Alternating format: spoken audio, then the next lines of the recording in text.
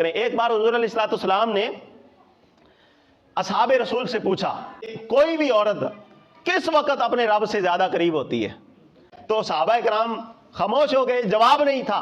علی المرتضیٰ کرم اللہ تعالی وجہہ الکریم اٹھے اور گھر آئے اور حضرت مخدومہ سے کائنات سے یہ سوال عرض کیا، اور سوال جب کیا نا تو حضرت سیدہ کائنات نے فرمایا، آپ نے فرمایا عالمہ ان ادنا ما تکون من ربھا ان تلزم قار بیتھا، آپ نے کہا کہ میرے بابا جان سے جا کر عرض کر دیجئے کہ ایک عورت کے لیے رب سے قربت کا اس سے بڑھ کر اور موقع کوئی نہیں ہو سکتا کہ عورت اپنے گھر کے ایک کونے کے اندر بیٹھ کر اپنے رب کو یاد کرنے لگ جائے۔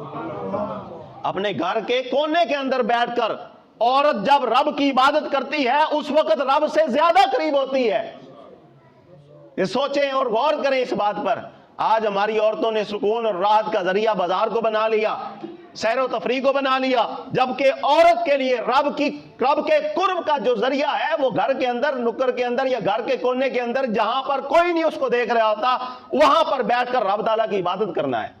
جب یہ جواب لے کر حضرت علی المرتضیٰ گئے نا حضور علیہ الصلوۃ والسلام کے پاس، اللہ اکبر کبیرہ، حضور علیہ السلام سے عرض کی کہ حضور عورت کے لیے یہ ذریعہ ہے رب تعالیٰ کے قرب کا، سب سے زیادہ قرب کا۔